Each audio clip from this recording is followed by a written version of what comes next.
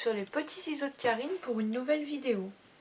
Donc la fête des mères approche à grands pas, comme je vous l'ai dit la semaine dernière.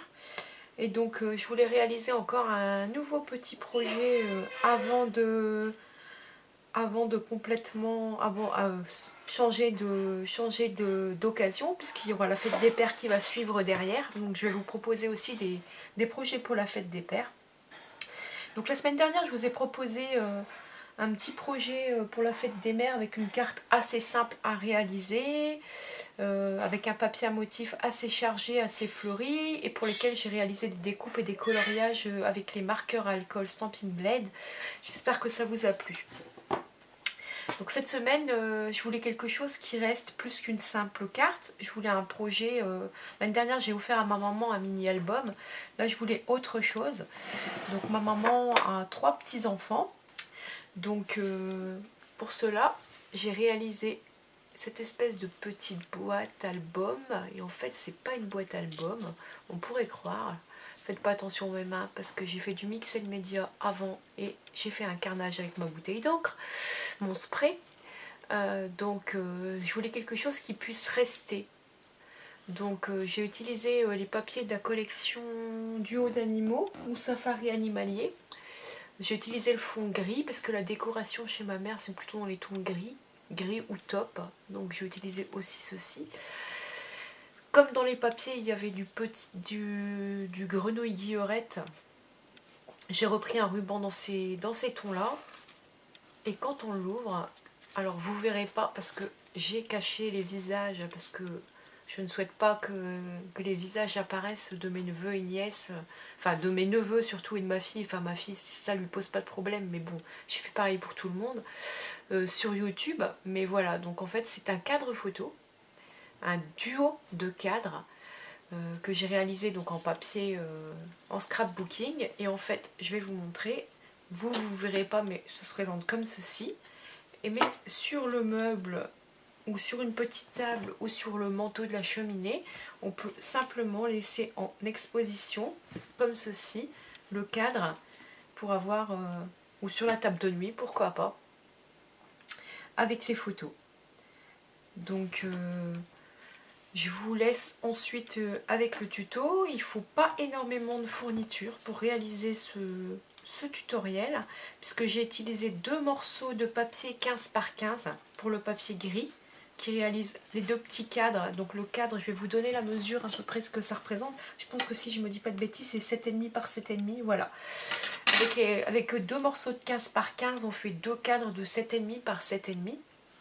Ensuite, j'ai utilisé une chute de papier donc de 7,5 par, il me semble bien que c'est 4, non, par 5 cm. J'ai fait une pliure à 1,5 de chaque côté pour pouvoir faire ma tranche. Ça a assemblé mes 2 cadres ensemble. Ensuite, j'ai mis des stampings dimensionnels sur mes photos. Les photos ont été mises en fond. Et ensuite, un petit ruban, 2 étiquettes de décoration et des petits embellissements, des tamponnages et c'était fini. Ça a été assez vite à faire, je dirais qu'il faut 1 heure, 1 heure et demie pour réaliser ce projet. Donc voilà, j'espère que cette vidéo vous plaira. Je vous laisse avec le tuto. Je ne vous reprends pas en fin de vidéo puisque j'ai déjà tout dit là maintenant. Donc si ce projet vous intéresse, je vous invite à rester avec moi et à suivre le tutoriel derrière. Comme d'habitude, les infos seront en barre d'infos. Vous aurez le lien vers le blog où il y aura le tuto et il y aura surtout, parce que là je vais vous expliquer dans le déroulement ensuite, mais il y a un plan de coupe, on voit pas trop bien ce que je fais je pense en vidéo, donc je pense que ce sera plus simple pour vous que vous alliez vers le lien vers le blog où vous choisissez le tutoriel duo de cadre et dessus il y aura le plan de coupe avec en photo et bien marqué en papier blanc sur noir, donc comme ça vous verrez bien ce qu'il faut faire, ce qu'on garde et ce qu'on coupe. Voilà, à très vite pour une nouvelle vidéo. Si cette vidéo vous plaît, n'hésitez pas à me laisser un petit pouce bleu et à vous abonner à la chaîne. Au revoir. C'est parti. Alors on va prendre un papier 15 par 15. Et pour les 4 côtés, je vais faire les mêmes plis. Donc on prend notre lame de pli et on fait un pli à 0,9 mm, puis 1,8 cm, puis 2,8 cm, puis 3,8 cm. On fait ça sur les 4 côtés. Donc là, je vous montre comment je m'y prends. Je crois que si je me souviens bien, je fais à chaque fois les 4 mesures. Voilà, je vous montre.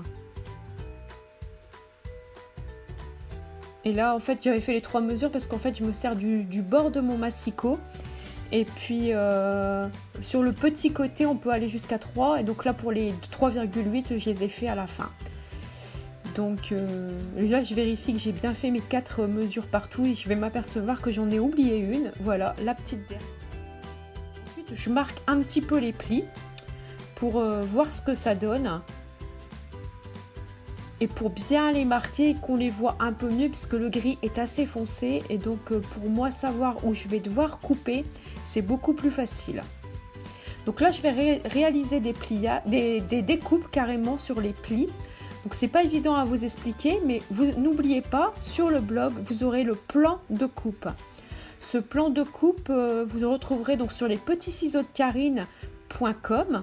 Le lien est en barre d'infos et vous choisissez la vidéo, enfin l'article duo de cadre photo. Et donc du coup, vous allez voir les endroits où il faut couper. En fait, on coupe plus ou moins sur la 4e ligne de pli, sur les 3,8, mais pas jusqu'au bout. Donc vous voyez, on garde un tout petit onglet et je crée les onglets après. Donc on verra mieux un petit peu, je vous montre normalement sur la vidéo. Mais vous inquiétez pas, avec le plan de coupe, c'est très facile et vous allez le retrouver de toute façon sur le blog. C'est important ici dans ce type de projet. Donc je vous montre, donc il reste les 4 petits carrés, les tout petits carrés qui vont être nos onglets. Donc là je vais vous montrer, je vous montre que je réalise des onglets. C'est important que les onglets sont tous dans le même sens. Ça n'a pas d'importance par rapport au premier que vous coupez, mais après ils doivent être tous. Une fois qu'on fait ça, on va créer des petites marques. Voilà.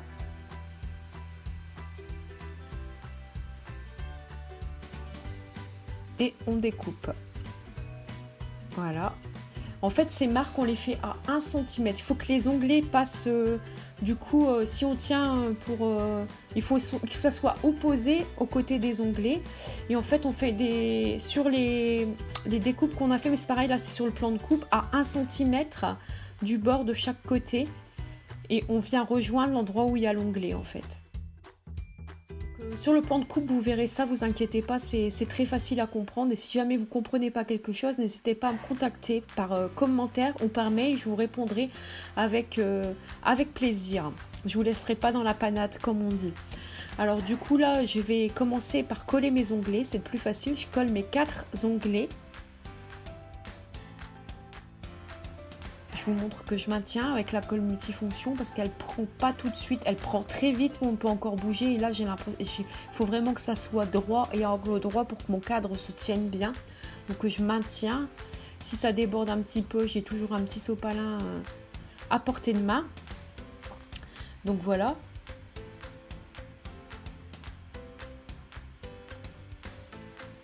Et donc une fois que mes 4 onglets seront maintenus, je vais mettre de la colle sur le dessus des grands côtés. Je m'occupe, si je me souviens bien, des grands côtés en premier, c'est important, et pas les plus petits. Donc là, vous voyez, je remets les plus petits sur l'extérieur, je viens mettre de la colle sur le grand côté, et je viens le rouler de telle façon à former mon cadre, bien à angle droit. Voilà. Et ensuite, je fais la même chose, mais sur les 2 plus petits côtés qui viennent se placer au-dessus.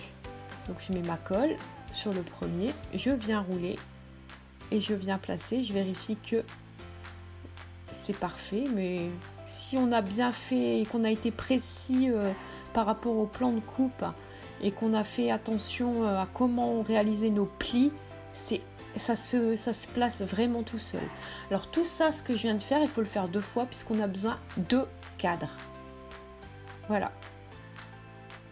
Donc là je suis très contente. Donc là j'ai mes 2 cadres qui sont réalisés. Donc pour ça, maintenant ce que je vais faire, c'est que je vais réaliser une petite charnière. Donc pour la charnière, je vais prendre un morceau de je ne sais plus, je vais mesurer avant de vous dire une bêtise, mais je crois que c'est de 5 cm. Si je dis pas de bêtises, c'est ça. Un morceau de 5 cm à peu près par 7,5 de long, puisque nos cadres font 7,5 cm par 7,5. Donc dans la hauteur, je prends 7,5 et je prends 5,5 de largeur. Là, je regarde comment je veux placer mes carrés, parce qu'en fait, quand on plie, on n'est jamais tout à fait. On peut être précis, mais on a toujours des petites différences.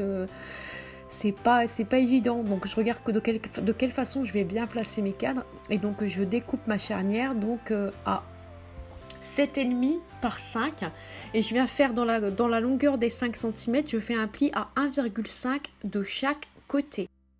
Donc voilà, donc là je viens coller ma charnière pour les 2 petits cadres. Et en fait, ensuite, c'est simplement c'est fini en fait. Il ne reste plus qu'à faire la décoration avant, la décoration arrière. Si ce que je vais faire, c'est que moi, comme j'ai choisi un papier à motif, et l'autre côté, c'est des morceaux de personnages d'animaux, ça fait pas très joli à l'intérieur. Donc, je vais remettre la même couleur sur l'intérieur. Donc, je reprends un petit morceau. Alors, j'ai fait ça à l'œil. Hein, franchement, j'ai dû prendre du 3 cm par 7,5, juste pour essayer de le glisser entre les cadres. Et je viens coller ça un petit peu à l'arrache. Je regarde comment ça se place, je fais ça vraiment à l'œil. J'ai pas pris une mesure précise et je viens la coller sur ma tranche intérieure. J'avais oublié que je faisais cette petite étape là. Alors vous, ça sera peut-être pas important si vous avez un papier à motif uni, par exemple pour la tranche, et qu'à l'intérieur c'est uni aussi, ou c'est un motif comme là j'ai, mais pas avec des personnages, des mots, quelque chose qui gêne. Et là je viens recouper pour que ça soit propre et vraiment bien droit. Voilà, donc là je suis satisfaite.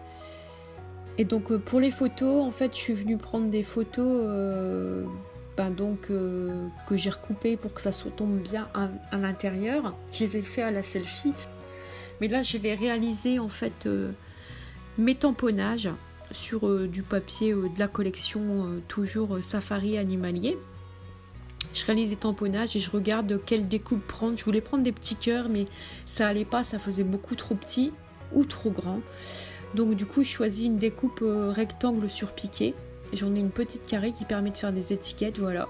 Et je passe ça à la Big Shot pour réaliser mon étiquette. Et cette étiquette, elle va être montée aussi sur mousse 3D.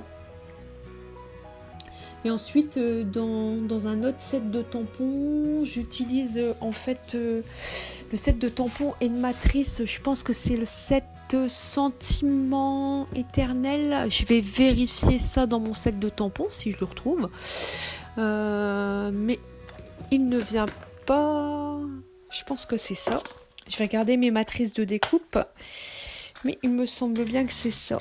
Oui, c'est ça. Donc j'utilise les matrices de découpe du set Sentiment Éternel. Donc j'utilise ces découpes pour dans du coloris de cardstock grenouille diorette que j'aime beaucoup et qui ressort bien avec le rose un petit peu flashy du papier design Safari Animalier que j'ai choisi pour mon étiquette et mon sentiment. Et donc je réalise ces petites découpes. Et puis c'est avec ça que je vais faire ma déco et de mes cadres à l'avant et à l'arrière. Donc à l'avant j'ai tamponné toujours dans mon cœur et à l'arrière je prends juste pour toi. Sinon, qu'est-ce que je devais encore vous dire? Oui, le ruban. J'ai choisi le ruban coloris aussi grenouille diorette. Si je dis pas de bêtises, mais en tout cas ça y ressemble de près. C'était dans le lot de rubans qu'on pouvait avoir pendant la période du Celebration. J'ai eu 5 rubans, 5 lots de rubans en organza. Donc j'utilise cette couleur qui est assortie pour mon projet, mais vous pouvez prendre n'importe quelle. Vous le voyez là, tout à fait en vidéo, mes morceaux de ruban. Je pense que si je ne dis pas de bêtises, j'avais pris 2 fois 20 cm. Et donc là, je vais venir le coller avec des petits stampings dimensionnels. Je colle mon étiquette. Et au milieu, je vais mettre des petits glue dots, voilà, des petits mini points de colle que je suis en train de placer. Au milieu, j'en mets 3 et je viens accrocher mon ruban sur l'étiquette. Ensuite, je décolle mes petits doubles faces de mon stamping dimensionnel, de mes stampings dimensionnels, et je viens placer mon étiquette à l'avant. La procédure est exactement la même à l'arrière. Donc là, je rajoute de la colle sur une petite étiquette cœur que j'ai créée. Voilà. Et puis, je mets une petite découpe verte. Mais là, celle-là, je la colle avec de la colle multifonction. Et j'en mets une en haut et une en bas dans le même principe pour relever. Voilà. Et c'est simplement ça que j'ai fait en décoration. J'ai rien rajouté d'autre. J'ai pas rajouté de brillant. Je trouve que c'était déjà pas mal. Comme la surface est assez petite, je voulais pas charger plus et rajouter encore d'autres choses dedans.